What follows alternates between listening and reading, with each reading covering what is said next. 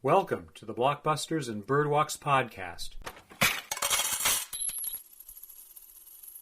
I am the curator, Garry Chaffin-Quiray. Today we have a conversation with a friend, Ed Rosa. That's me. Hi. My filmmaking partner and I have a YouTube channel, Toothless Richard Productions, where you can see a number of our short films. This is an 8-part series about American movie ratings. Part 1 focused on Prano Baily-Bond's Censor. Part 2 focuses on Mike Nichols' 1966 stage adaptation, Who's Afraid of Virginia Woolf, as background for the birth of the Motion Picture Association of America.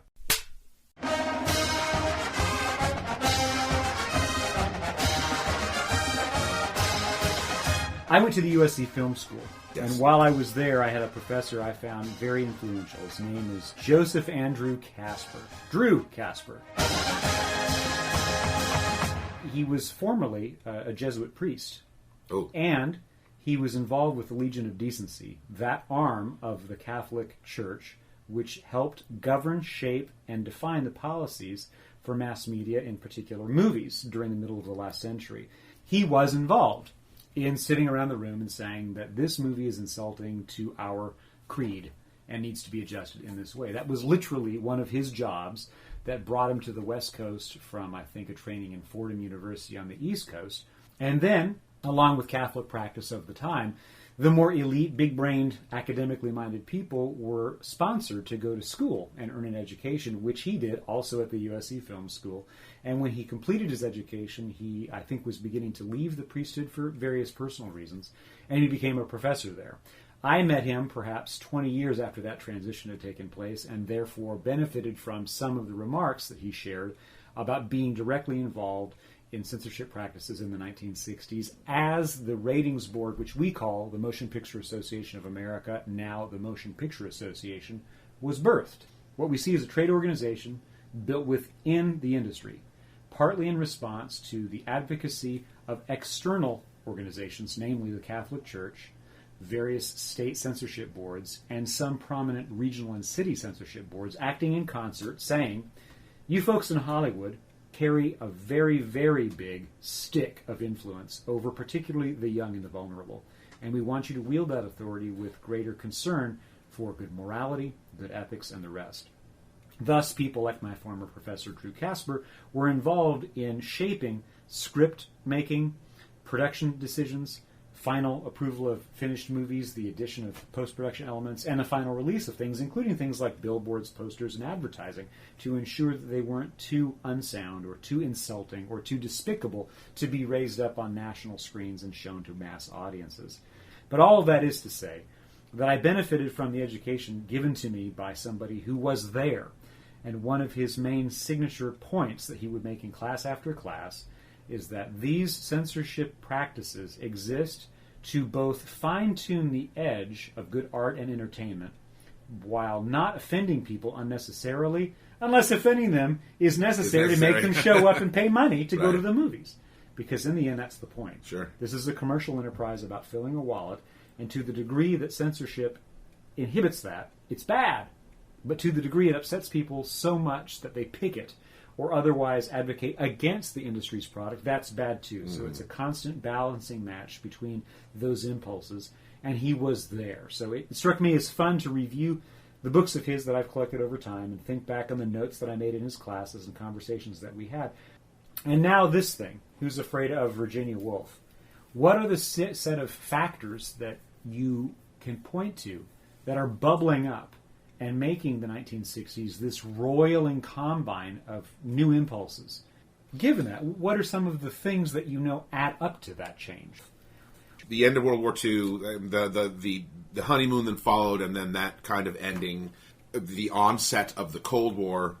Back in the day, foreign lands would be crazy, weird places where stuff you didn't understand happened, and people didn't really have a good idea of what happened in other countries, whereas global knowledge was certainly improving for people at that time.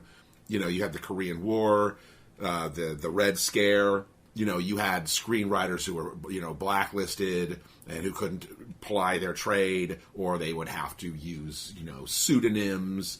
The things that they could talk about, the ideas and themes they could sort of discuss and examine were really reined in. We haven't been to the moon yet, but certainly, that competition with Russia, and because I think John Glenn was like 62, I think that's right when he orbited. So you've got kind of, the next frontier of human advancement kind of on the back burner, and civil rights coming up, and just that pendulum swing, that natural pushback to the restrictiveness of the 50s. It was so very saccharine, and it was really hard to examine through art controversial ideas or controversial notions, sexuality, drug abuse, race issues. And it's not that people weren't dealing with all of that. Right. It's just that we weren't allowed to talk about it, or and naturally creatives are going to push against that, and not to be, stupid, but like, the more you tighten your grip, Lord Vader, the more star systems are going to slip through your fingers. You're aware that I have children. When they were young, one of the main missions that the missus and I engaged was trying to create a safe circumstance where they could feel unthreatened. And then as we became more whelmed by our work responsibilities and couldn't primarily put all of our focus into creating that safe environment, you got to let things happen. But for a little while, and I think the 1950s is that pivotal time, it's like Hollywood and the culture at large agreed, we're going to put everybody's going to go under the dome. Right. The dome of everything is okay, although we know it's not. And of course, if you ask anybody who is African descended in the United States whether the 50s were a good time, I'm sure they're going to say, well, no. It may have had some nice moments, but gee whiz, that dome was a pressure cooker of terrible things. Ask queer folk this. Ask a lot of women, and so on. You get my point. But as you start to ease up and your relationship changes, in the best possible case, you start to realize that restriction was excessive, and you provide space for it. And I think that's sort of what the 1960s becomes. The youth born of the 40s boom that continues on through the 1950s comes of age. They enter their teen years in 1960. As we get to this sweet spot, 66 is our focal year with Who's Afraid of Virginia Woolf. A whole bunch of young people are off in college, or they're in the military, or they're entrepreneurs beginning their first business, or they're working in newfound malls. Or everybody is beginning their adult lives and learning that everything they had grown up with has been sanded down of interest. They're tired of it. Drugs, too, I guess I should have mentioned. You should have. Because drugs really came in. I mean, they've been around for a long, long time, but marijuana and methamphetamines and LSD and all these things sort of entering the popular consciousness. One of my favorite films of all time, High School Confidential. There's that scene where the FBI guy or the cop has to explain to the teachers what reefers are. In the language the addicts use among themselves, marijuana is referred to as Mary Jane, pot, weed, or tea. They never say to each other, let's smoke a marijuana cigarette. They say, let's turn on, or let's blast a joint. This professor of mine, Dr. Casper, he would often spend a good amount of time in his lectures considering the context of individual movies, but a credit to him was also thinking about the practical and technical, the craft-based things that made possible the movies of a given era. This is important as we think about things from 2022 and go back in time almost 60 years, because the world was a different place, technically. Where that idea hits the pavement in this movie is considering that they made a choice of doing it in black and white, which overlapped with the tendencies of what television largely did at the time. We don't get the majority of televisions in color, I think, until the 1980s. So this is very televisual. While this is in widescreen, it's not the kind of widescreen or IMAX presentation that we're sometimes accustomed to in the world of today. It is wider than is the TV screen, and they're able to use that rectangular shape to frame a lot of the activity on screen. Interestingly, considering we really only have 2 or 3 different sets. So they have to be very creative and judicious about where that camera is going to sit and what it's going to capture, or it will be visually boring. Right. And yet, the camera finds ways to move and frame and activate the situation more so than was possible on television. And so by craft, that Casperian reference I was talking about earlier. And what we realize is that we're looking at sets that have roofs. It's not just a lighting array inside of the studio the way that the television shows at the time would have been made. And when we're in the roof looking down, we see a finished floor. Yeah. We see the tile work, and we see the degraded nature of the hardwood. We see the ashes and the crud that is in the home of this couple. Yeah, it's a very lived-in environment. It really is. Yeah. It's funny. So I've noticed as I've gotten older watching sitcoms how high the walls are, how high the ceilings must be, because you never see a ceiling on a sitcom. Right. You know, they just seem to go endless off into lighting infinity. sources. Yeah. Whereas this is a very confined spaces in this film. We feel we're in a box, and that box is called a home. And I think it doesn't conform with the fantasy experience of the immediate post-war moment, which was lorded over by the Production Code Administration's edicts about what does belong and does not belong in a movie story and on a movie screen. Example, we're not to go into a bathroom because that suggests people will move their bowels. Right. We're not to watch people brush their teeth because it might suggest they got muddy yuck all over their chompers. We're not meant to watch people go to bed together because, in addition to sleeping, people may make love, and we don't want to plant that idea. Yeah. The children are immaculately conceived. Well, that's how the world is presented in the 40s and the 50s, based on things from the 1930s, especially on TV. Especially, you don't have any idea how Ward and Jim got those papers. Yeah, right. Leave it to Beaver.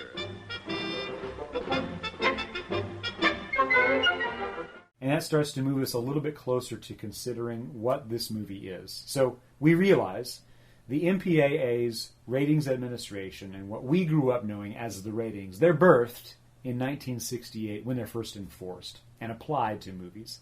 But this is a movie that predates that by more than 2 years. We're in 1966, and we're thinking about a play translated into a movie by Ernest Lehman. It was originally a play by Edward Albee that came to Broadway in 1962 and was a big hit despite being 3 hours long with 4 characters talking about disagreeable things in a marriage. So what is this movie about?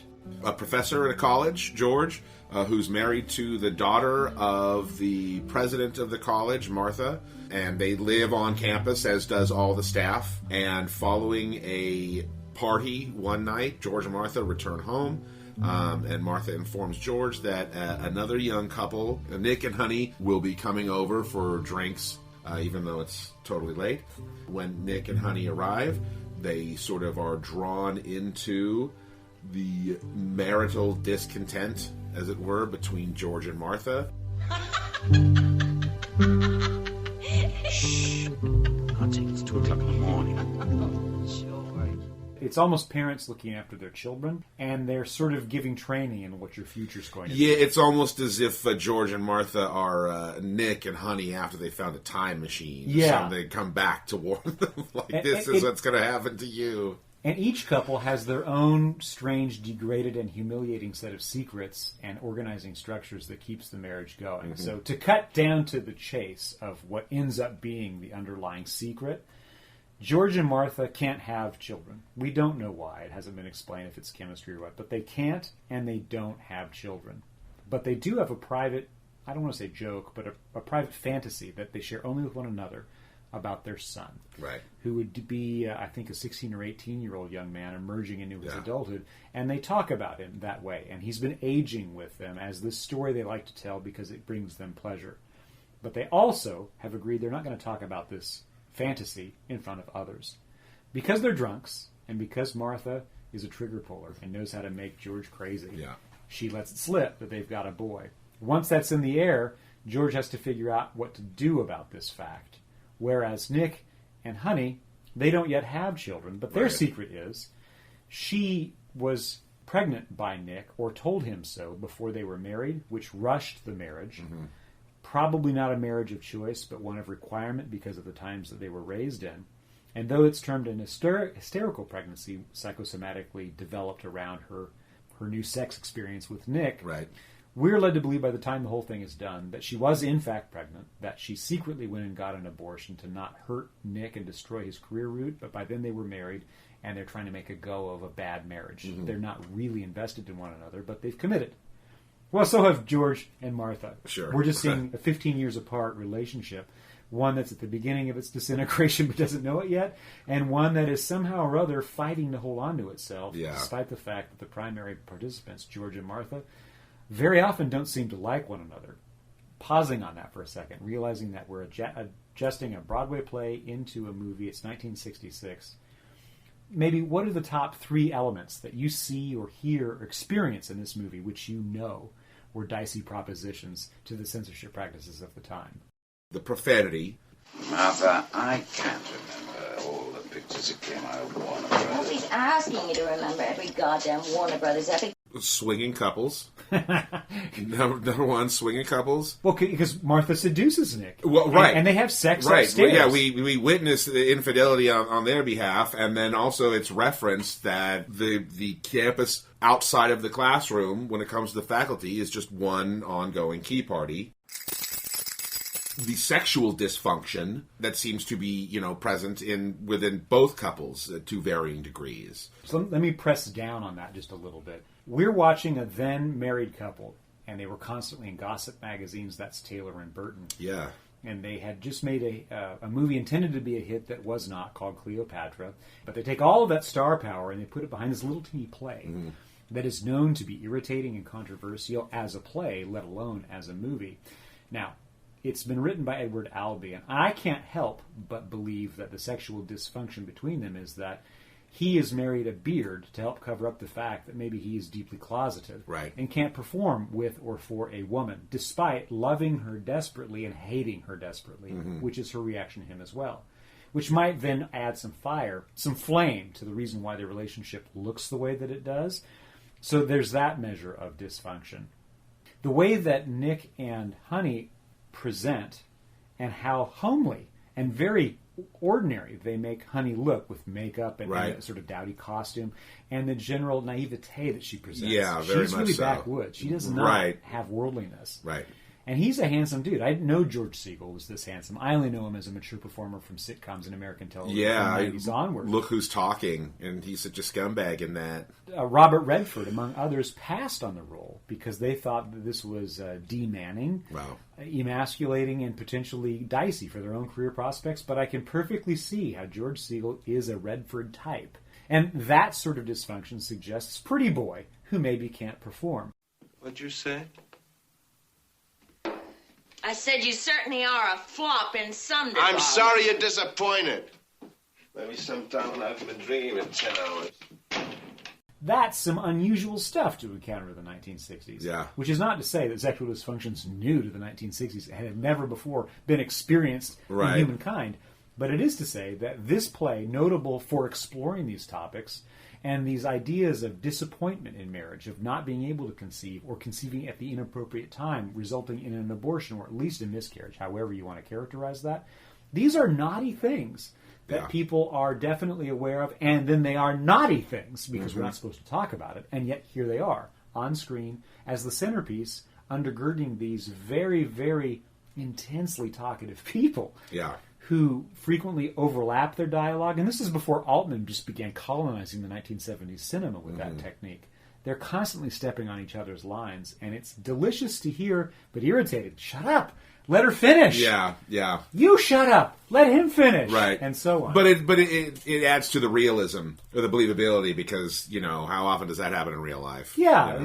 All the time. People are not, we're in conversation, we're stepping on each other a little bit, but we're buddies, we're trying to, hey, we're trying to get into the swing of this a little bit. But it's so very well timed, and we know that Lehman took Albee's script, presented it to these performers, and then they mastered it, and then they worked on it.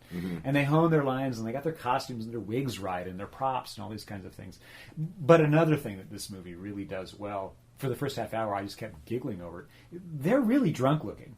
Yeah. I mean, they're absurd in what they're doing, what they're saying, the over-exaggeration of their gestures.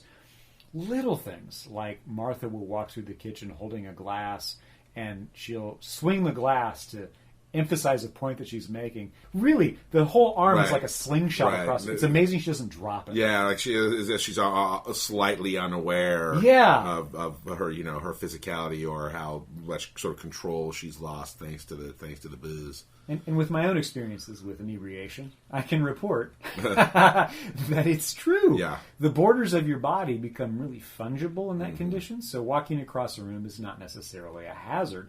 But the arm of a chair suddenly hits you? Yeah. Where'd that come from? Because your arm is swinging too loose and you're not going a straight line. they do that just all through the whole movie. Yeah. Periodically, they begin to sober up with their anger. Briefly, they go to a speakeasy to go have a drink outside of the house and drive there without seatbelts, drunk. I mean, that's his own little thing. Yeah. And the guilt that we're applying to it from 2022 is not what folks, I think, were responding to then. It's just more that look at these grotesques stumbling out into public to take it out on the rest of us or whoever they might be.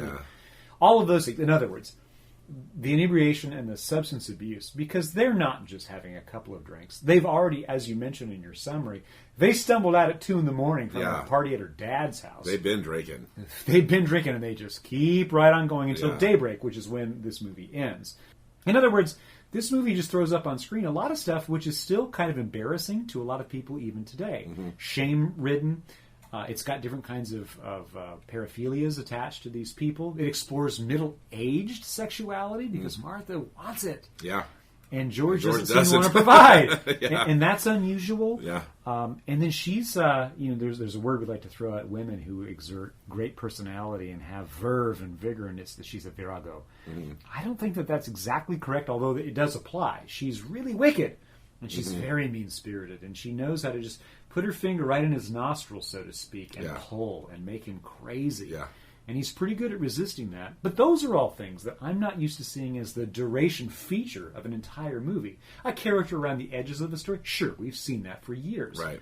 But the whole movie's invested in exploring how that got to be. And that's weird. Yeah. What did you think about the set design? That's one of the things that I learned making my own films, like in school and in practice. You want stuff everywhere. You don't want blank walls. You don't want empty shelves. It's film. You want you want to fill the frame with everything, and it just seems like a wonderfully accurate physical extension of their relationship. I think you're totally right. And as they have arguments and the camera follows them, they leave rooms, sometimes leaving behind the person they're angry with. And it gives them a sense of isolation, which is exactly a physical metaphor for the way this marriage works. I had it all planned out. First, he'd take over the history department. Then when Daddy retired, he'd take over the whole college, you know? That was the way it was supposed to be. Getting angry, baby, huh? That was the way it was supposed to be. All very simple. And Daddy thought it was a good idea, too, for a while. Until he started watching for a couple of years. Getting angry? Until he watched for a couple of years and started thinking that maybe it wasn't such a good idea after all. That maybe Georgie boy didn't have the stuff. That maybe he didn't have it in him. Stop it, Mother. Like hell I will. You see, George didn't have much push. He wasn't particularly aggressive. In fact, he was sort of a flop. A great, big, fat flop. Stop it, Mother. I hope that was an empty bottle, George. You can't afford to waste good liquor. Not on your salary. Not on an associate professor's salary.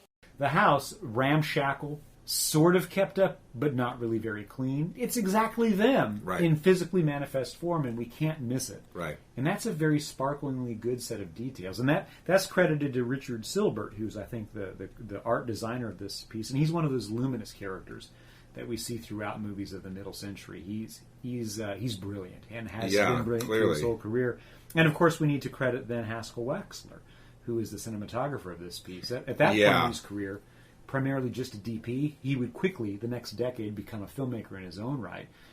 But he does an awful lot with black and white stock, careful lighting, and to make this lived-in space exciting and visually rich. All these people just natter at each other. His, in particular, I noticed, because there are a couple of points in the film where they're sort of in the yard. There's like a tree swing, and the naturalistic way the light sort of is coming from the house. There's not lights out there. And then the other was when they're in the parking lot. Oh, yeah, they have a big fight. Yeah, they do. And it's interesting because there are some big lights that are very visible in the shot. They didn't need to hide them. It lit the scene in a very natural way. Yeah. Where, it looked very, very authentically like they were outside at night in a parking lot.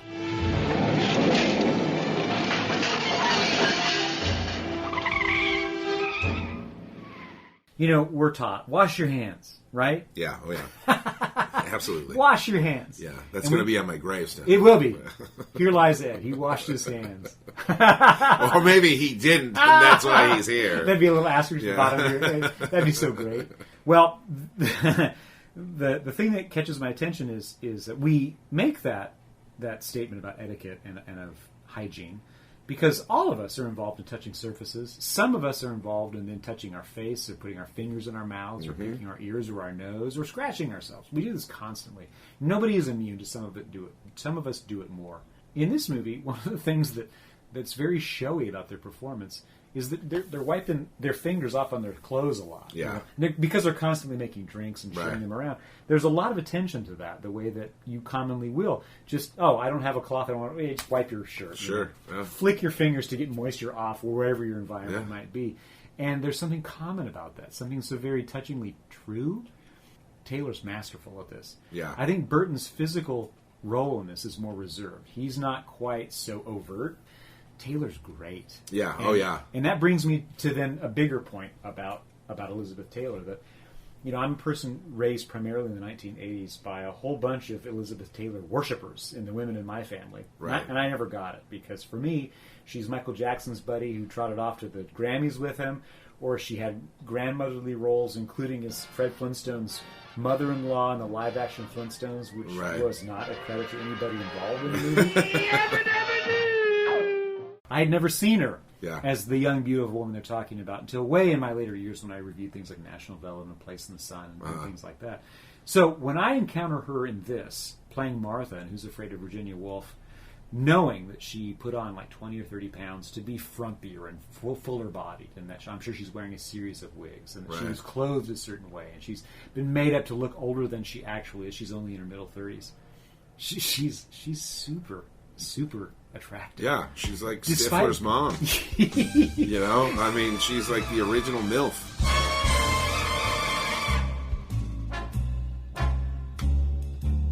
On the other hand, Burton was always known to be this smashingly handsome baritone. That from voice. Wales or something? And I think so. He does have a wonderful voice, but the way they've made him up, the way they've housed him in a very sort of... The kind of like the sweater vest and the glasses. And you see the pock marks of, I assume, some youthful acne that hasn't quite left his mature face. That there's a puffiness. Now he's beginning to put on weight in his middle 40s, which I think is where he is in this piece. He's not as glowingly beautiful as he probably would have been if I had bumped into his earlier roles. Right.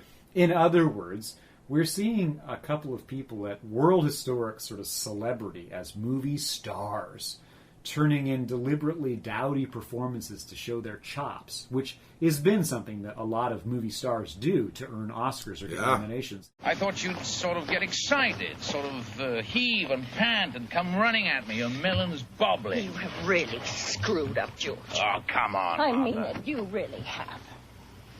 You can sit around with the gin running out of your mouth. You can humiliate me. You can tear me to pieces all night. That's perfectly okay. That's all right. You can stand it. I cannot stand it. You can stand it. You married me for it. We're marinating in a couple of drunks, and that's really that bitterness, that sense of failing, is what they have that bonds them together.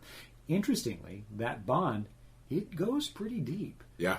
They don't leave each other in the end of the movie. In fact, they console each other as the sun rises, and then they prepare to go to bed. Their relationship is arguably strengthened. It arguably is. By the end. Like, they've peeled away all these really detestable layers in their mutually accepted lies and accommodations to really hit each other hard.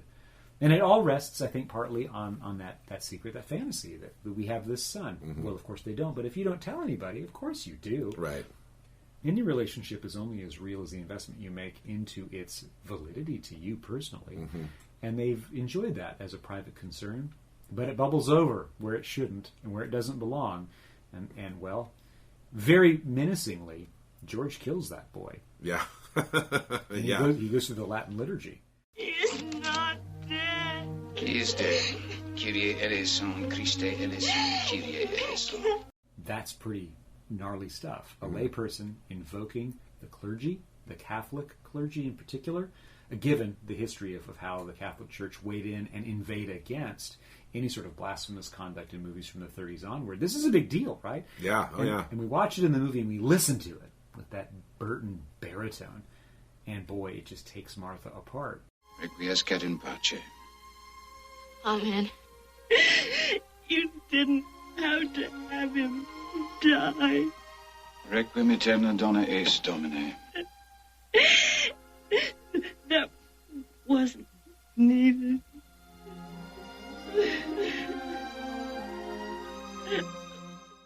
Placing this once again in our context of the 1960s, any censorious regime that we have applied to the Hollywood industry in America has always been trying to balance the fact that occasionally very expensive, influential projects show up.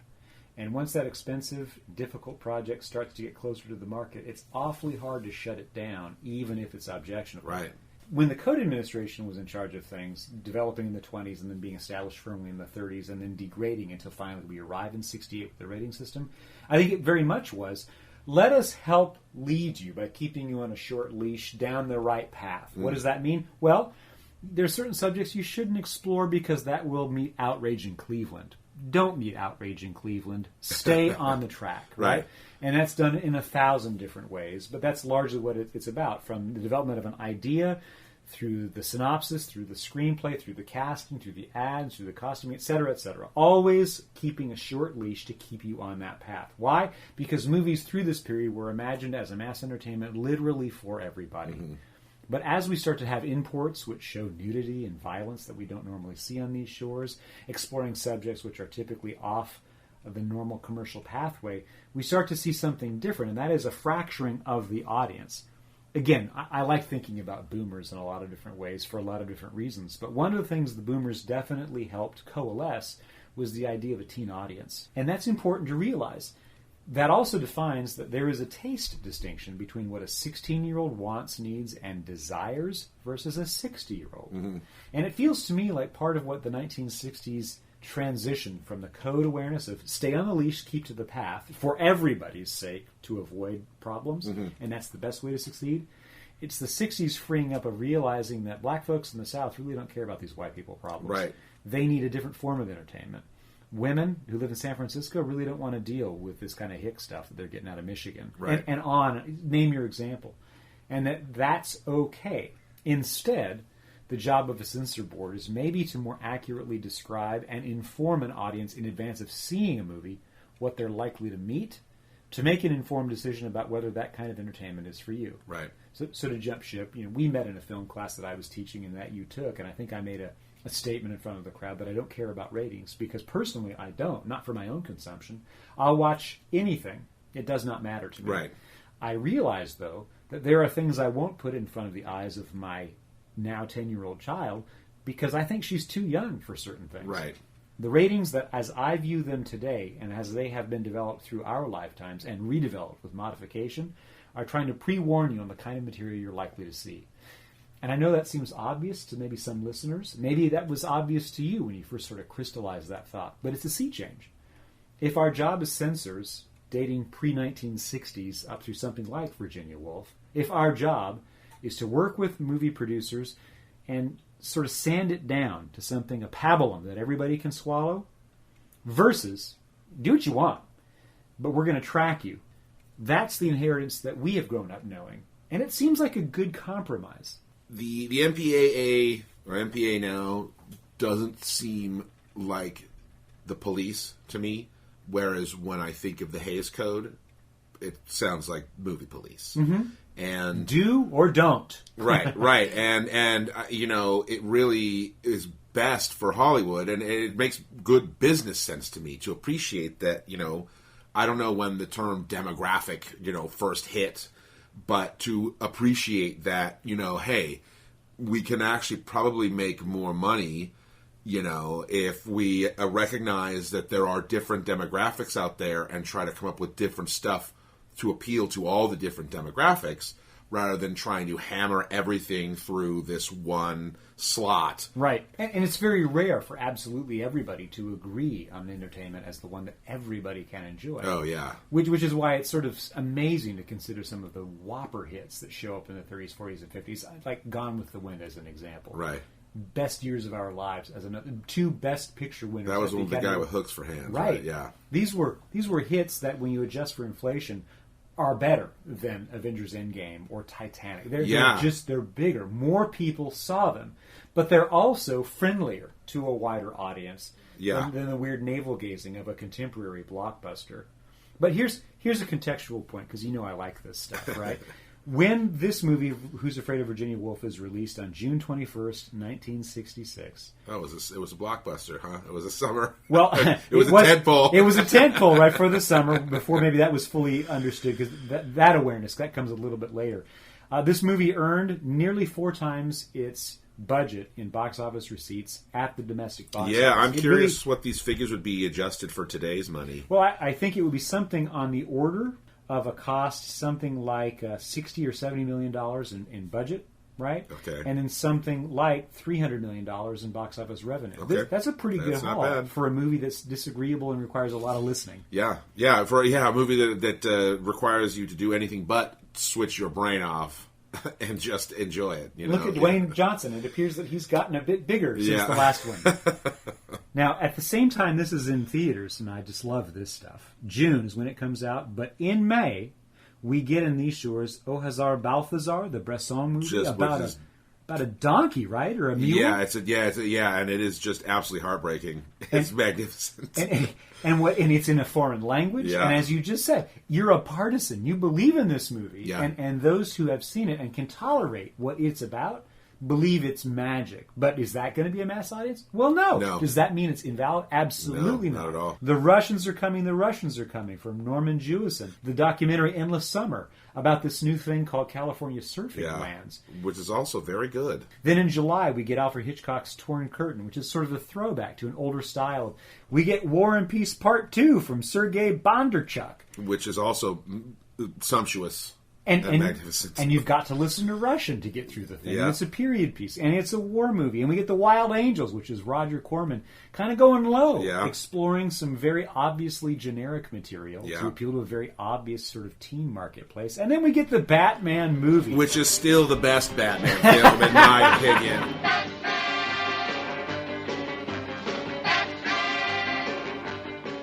It's unlikely that most folks would sit through that set of movies in consecutive weekends and go, that was a great season. Yeah, it is possible. Your Batman audience isn't exactly your Who's Afraid of Virginia Woolf audience. I mean, certainly there's some overlap there. Right. I mean, I've seen and enjoyed both, but you get 2 different crowds there. And then we get into August when Virginia Woolf would still be in release, and we see Alfie, an import from the UK with a very, very young Michael Caine. He's very handsome, and he's playing a guy who's a serial womanizer. God, that movie is depressing, though. There's all kinds of stuff that goes on, which is dicey and problematic. We get Fantastic Voyage, Richard Fleischer's then very special effects-rich story of scientists who shrink down to minuscule size to travel a body and save a man's life. And then, if you want to see an erection on screen, go watch Ingmar Bergman's Persona.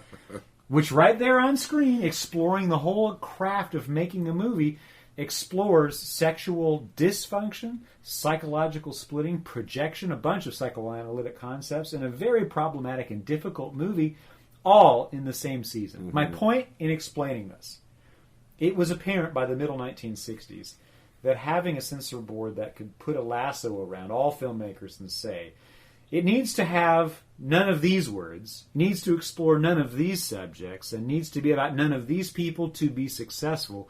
Instead, blow that up and say that all of those subjects, all of those topics, and all of those people can be explored, but not everybody needs to feel obligated to go see it. Right. And that ushers in the day for the MPAA to really do its work and establish this ratings board, which we grew up always being very serially aware of. So as we tie off our conversation here about Who's Afraid of Virginia Woolf, I want to characterize my overall response to it as saying that I recognize how this movie was groundbreaking as a content exploration of censorious subjects, and we're the better for it. Having movies that are willing to engage in material that adults, by definition, are aware of, marital life and its complexities and disappointments, is a worthwhile thing. And because of that success, along with other movies, and here we have that import Blow Up, which was very prominent at the time. All of this sets the ground for what would become the rating system, which by 1968 gives us the GM, R, and the X standard. Mm-hmm. But what is your take about the lasting sort of impact or value of this movie, as a piece of art, but also as something that points the way for censorship practice?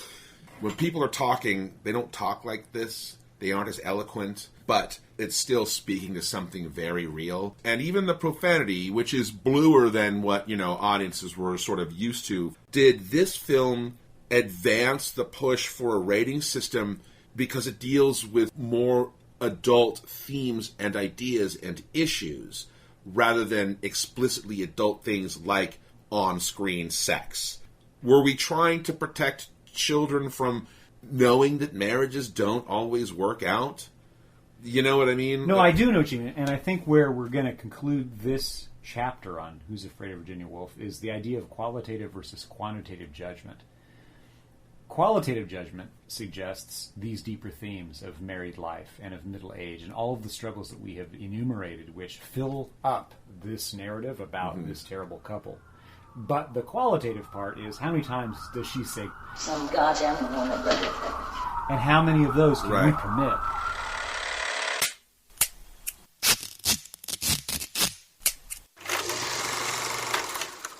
This is Blockbusters and Birdwalks, a conversation between Garrett Chaffin-Quiray and Ed Rosa.